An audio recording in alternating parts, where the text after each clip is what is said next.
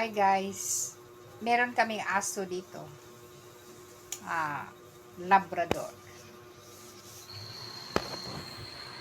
Ayan siya guys, si Kubi. Hello Kubi. O yan, sleepy na si Kubi guys. Meron siya ditong maliit na electric fan. Ayan. Labrador po yan guys. Gusto niyang maligo pero hindi pa pwede kasi galing po siya na parbo. Kailangan po siyang quarantine.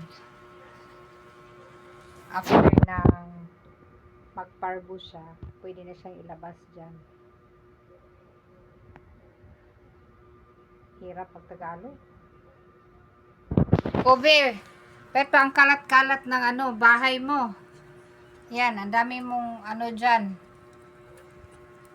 Yung mo, yung tray mo sa ilalim mo, daming dog food.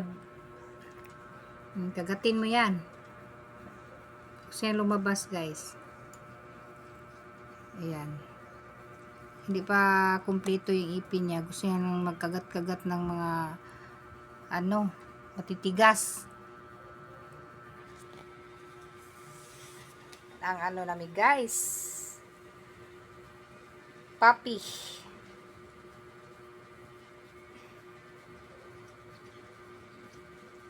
Ayan, tulog na siya guys. Yung tinulugan niya, towel niya na basang-basa. Kasi siya, parang nainitan. Tingnan nyo guys. Basang-basa yan. Yung towel mo. Gusto talaga niya magbasa-basa guys. Ayan. 3 months old. Malaki na siya guys. Actually, yan. Nagkasakit ng parbo. Parbo survivor po yan. Si Kobe. Ayan. Kobe. Parbo survivor po siya guys. Ayan.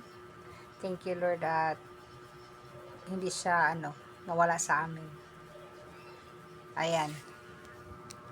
Ano yan, Kobe?